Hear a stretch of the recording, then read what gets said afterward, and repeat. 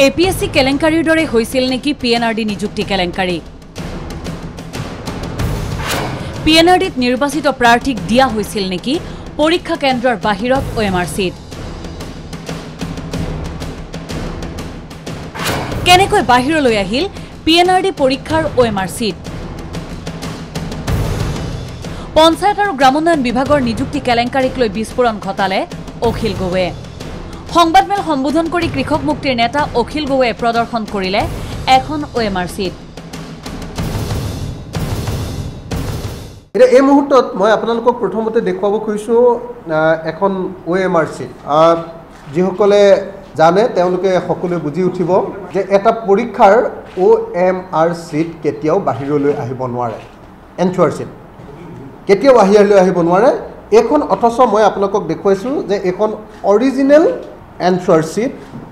ID এই OMR সিটখন Akhil গগৈলৈ ডাকযোগে প্ৰেৰণ কৰিছে এজন অচিনাকি প্ৰাৰ্থীয়ে অখিল গগৈৰ প্ৰশ্ন যদি নিকা নিযুক্তি প্ৰক্ৰিয়া হৈছিল তেন্তে এখন OMR সিট কেনেকৈ প্ৰকাশ পালে মুখ্যমন্ত্ৰী খুদিব খুজিছো যে আপুনি কৈছিলে যে নিযুক্তিত কোনো ধৰণৰ কেলেংকাৰী নহব এতিয়া এই চৰকাৰৰ দিনত আটাইতকৈ ডাঙৰ যেটো পৰীক্ষা পাতিলে PNRD এই যে পৰীক্ষা পাতিলে সেই পৰীক্ষাটোৰ আটাইতকৈ গোপনীয় OMR সিট কেতিয়াও পৰীক্ষা হলৰ বাহিৰলৈ আহিব নোৱাৰে সেই কপিটো এতিয়া মোৰ হাতত আছে কৃষক মুক্তিৰ নেতাজনে মুখ্যমন্ত্ৰী সৰ্বানন্দ সোণোৱালক তীব্ৰ সমালোচনা কৰি দিলে এখন তালিকা অখিলৰ অভিযোগ কি পদত কিমান নিযুক্তি দিছিল বিজেপিৰ মানুহক মুঠ 886টা পদৰ ভিতৰত 467টা পদত বিজেপিৰ মানুহে নিযুক্তি পাইছিল PNRDত গ্ৰাম সেৱক সেবিকাৰ 136টাৰ ভিতৰত 107 জনক কনিষ্ঠ সহায়কৰ 117টা পদৰ ভিতৰত 85টা কনিষ্ঠ সহায়ক হেডকোৱাৰ্টাৰৰ 22টা পদৰ 21টাত গ্ৰাম সেৱকৰ 59টা পদৰ 52টা পদত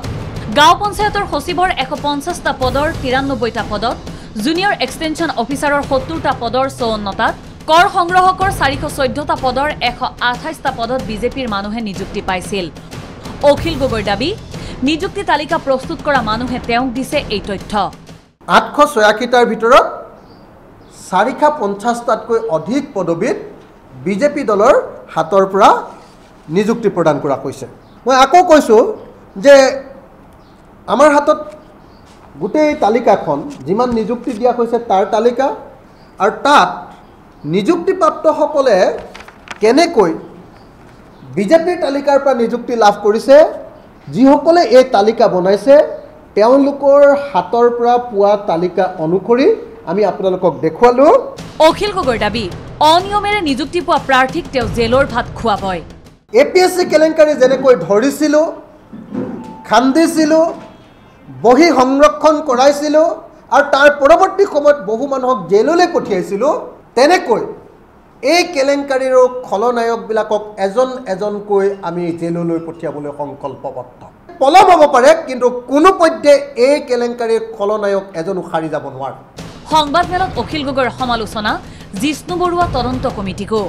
এই জিষ্ণু বৰুৱাৰ কমিটিয়ে আগতে কোনো তদন্ত সমাপন কৰি এতিয়ালৈকে কোনো ৰিজাল্ট দিব পৰা নাই আমি জানো যে জিষ্ণু বৰুৱা এজন দুৰ্বল মানুহ আমি জানো যে জিষ্ণু বৰুৱাক দুৰ্বল মানুহ কাৰণে তেওঁ সকলো পদবী মুখ্যমন্ত্ৰী সৰ্বানন্দ সোণোৱালে কাটি ৰাখিছে আমি জানো যে এটা কেলেংকাৰী ঢাকিবলৈ লোৱাৰ কাৰণে ACBৰ পৰা জিষ্ণু বৰুৱা নামৰ মানুহজনক সেই পদবীৰ পৰা ACBৰ পৰা আঁতৰাই দিয়া হৈছিল কেমেৰা পাৰ্চন মনিন্দ্ৰ ডেকাৰ সৈতে মাধৱ দাস DY365